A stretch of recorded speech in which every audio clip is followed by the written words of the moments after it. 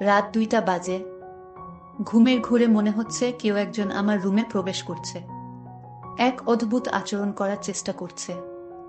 বুঝতে পারছি না কি হচ্ছে আমার সাথে। কে আসবে এত রাতে আমার রুমে? আম্মু, আব্বু নাকি ভাইয়া? কিন্তু দরজা তো ভিতর থেকে লক করা। তাহলে কে আসবে? কি করেই বা আসবে? ঘুমের ঘোরে চোখ খুলতেই পারছি না।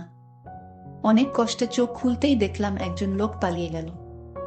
ড্রিম লাইটের আলোয় আপচা আপচা দেখা যাচ্ছে। ভয়ে চিৎকার করতে মন চাইছে, কিন্তু আমি মনে মনে ভাবলাম এই লোককে, তাকে আমার হাতে নাতে ধরতে হবে। তারপর একদিন আমি ঘুমের ভান করে শুয়েছিলাম। এর রহস্য জানার জন্য আসলে আমার ঘরে কে আসে এত রাতে এবং আমার সাথে কি করতে চায়, এটা আমার জানতে হবে। আর তাই এই রহস্য জানার জন্য আমি একদিন ঘুমের ভান করে শুয়ে রইলাম। তারপর আমার সাথে যা ঘটল এবং যাকে দেখতে পেলাম তা দেখে আমি জ্ঞান হারিয়ে ফেলি। সকালে দরজা খোলা নাড়া শব্দে ঘুম ভাঙল। রূপা, এই রূপা, এখনো উঠিসনি? কটা বাজে? কলেজ যাবি না? উঠে গিয়ে দরজা খুলে দিলাম।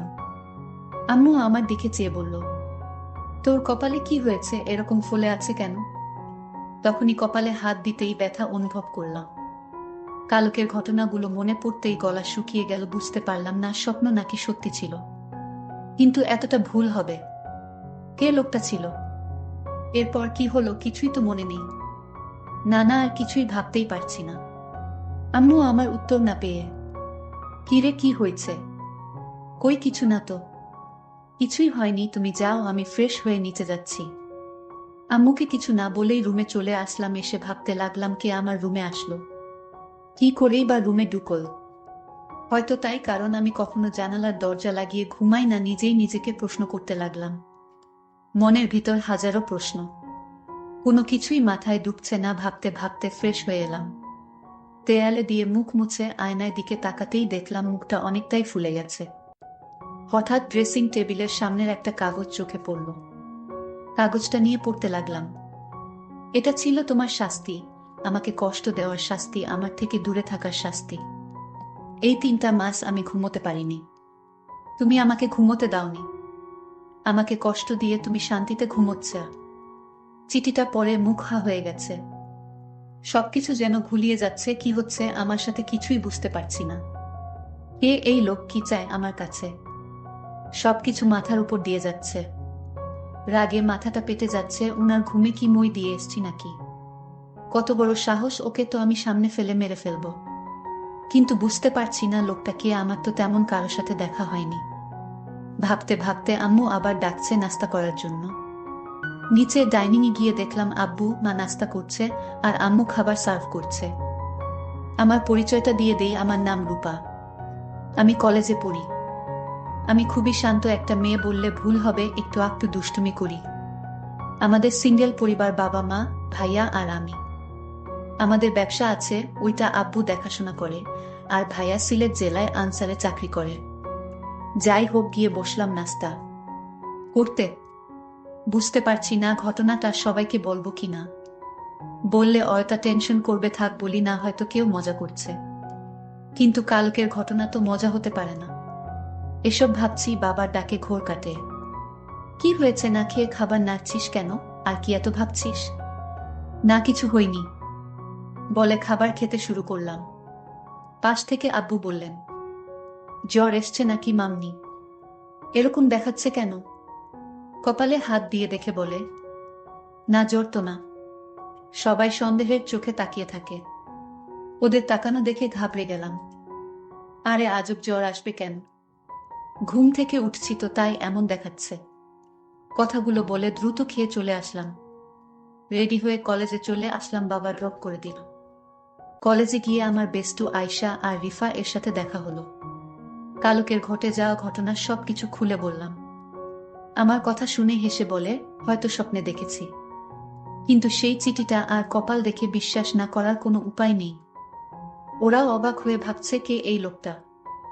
আয়শা খুব মনোযোগ সহকারে কয়েকবার চিঠিটা পড়ল।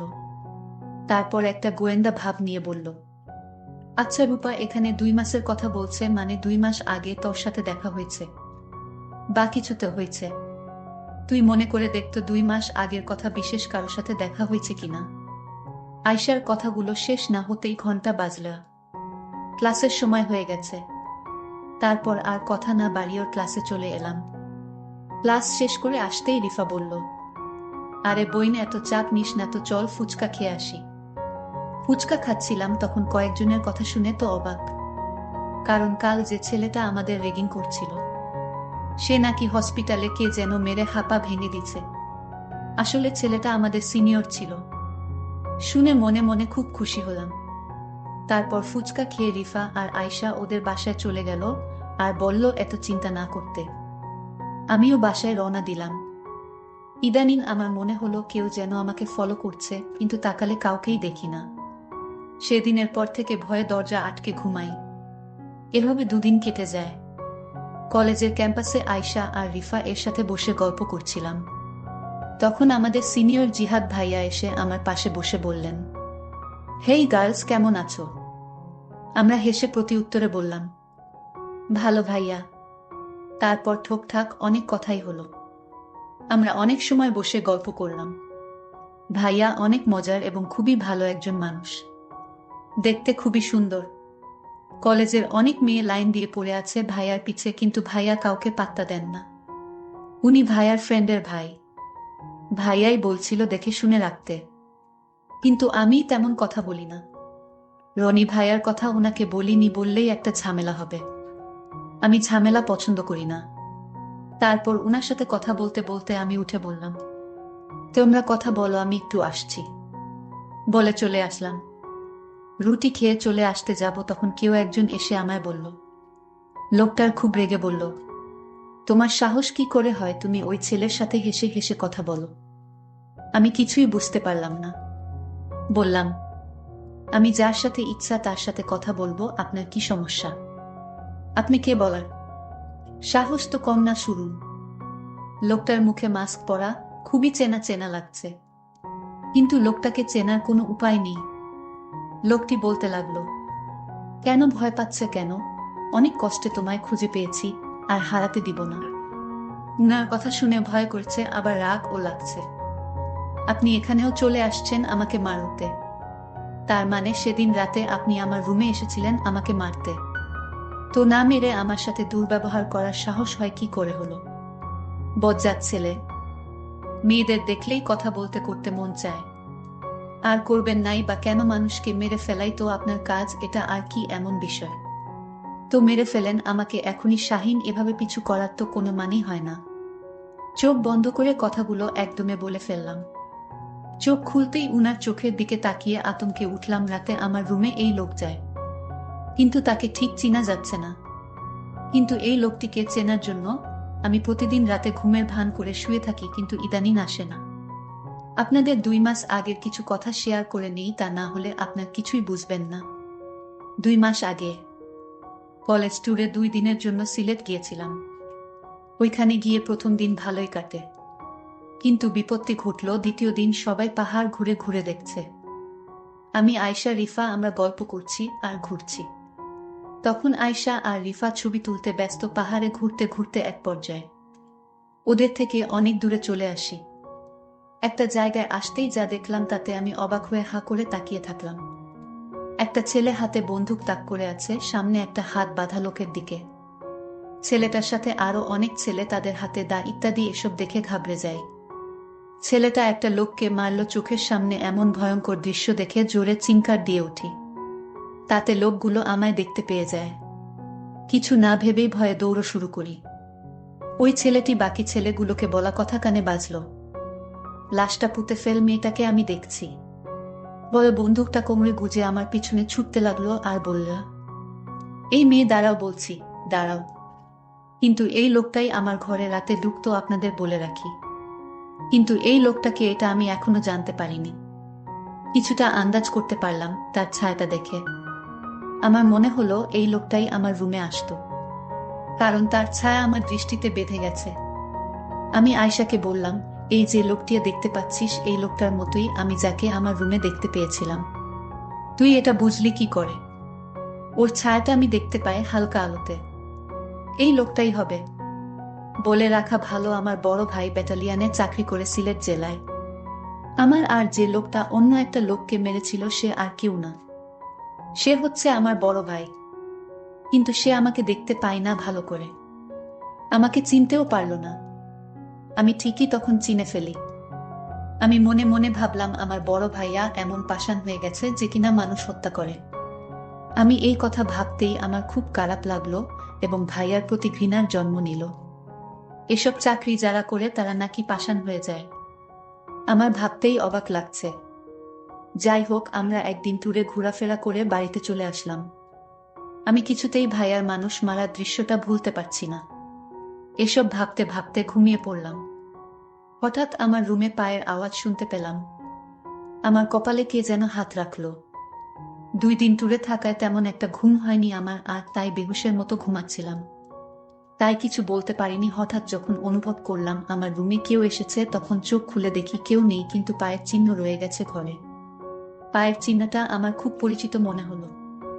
আমার মনে হলো সে আমার পরিবারের যে কেউ হতে পারে, কিন্তু কে সে এটা এখন পর্যন্ত জানতে পারলাম না।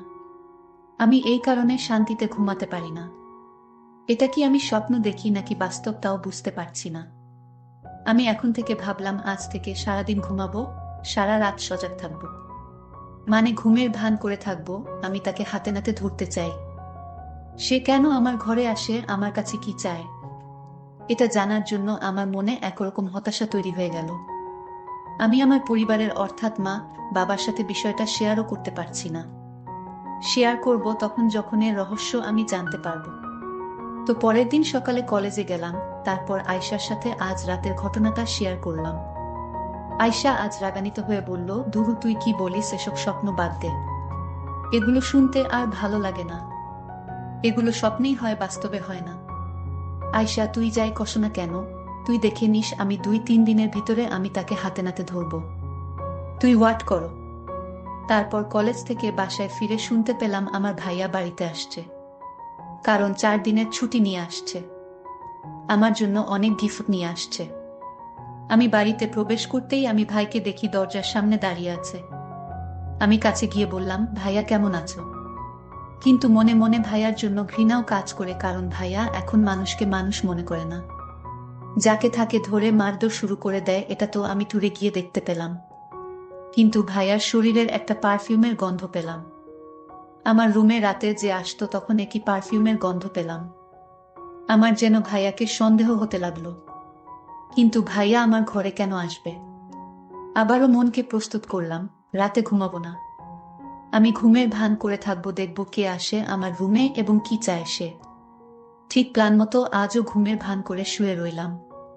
রাত যখন প্রায় 2টা বাজে তখন আমার রুমে জানালা দিয়ে আমার ঘরে প্রবেশ করলো। আমি চোখ বুজে রইলাম। তারপর ধীরে ধীরে কাঠের পাশে বসল। আমার গলায় 2 লক্ষ টাকার স্বর্ণ দিয়ে তৈরি আমার গলার হার। যখন লোকটি আমার স্বর্ণের গলার হারে ধরে চুরি করে নিতে চাইল তখন আমি ভয়ে কাঁপছিলাম, কিন্তু সাহস করে নড়াচড়া করিনি। তখন লোকটি হাতটা টান দিয়ে ছিঁড়ে পকেটে নিল, আর তখনই আমি তার শার্টে ধরে চিল্লাতে লাগলাম, চোর চোর, কিন্তু সে আমার মুখ চেপে ধরল। তারপর লোকটার মুখের দিকে তাকিয়ে দেখি সে আর কেউ না, সে আমার বড় ভাই তুহিন। ভাইয়া তুই আমার রুমে আমার স্বর্ণ চুরি করতে আসছস? জি ভাইয়া। তোকে ভাইয়া বলতেও আমার ঘৃণা হচ্ছে। তখন ভাইয়া বলল, আরে আমায় কিছু বলতে দে বোন, আমি ইচ্ছা করে চুরি করতে আসিনি।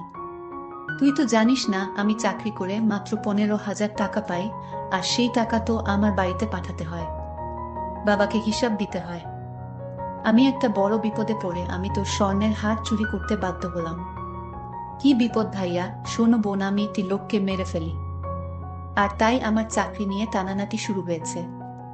উপরের স্যার বলেছে যদি তুমি 1 মাসের মধ্যে 2 লক্ষ টাকা না দিতে পারো তাহলে তোমার চাকরি থাকবেন। কিন্তু এই কথা যদি বাবা শুনে তাহলে বাবা স্ট্রোক করে মারা যাবে, আর তাই আমি কাউকে জানাইনি। আর তোকে বললে তো তুই বলে দিতে। আর তাই টাকা ম্যানেজ না করতে পারায় আমি আমার নিজের ঘরে চুরি করতে আসলাম বোন। এখন তুই চাইলে আমাকে পুলিশে ধরিয়ে দে।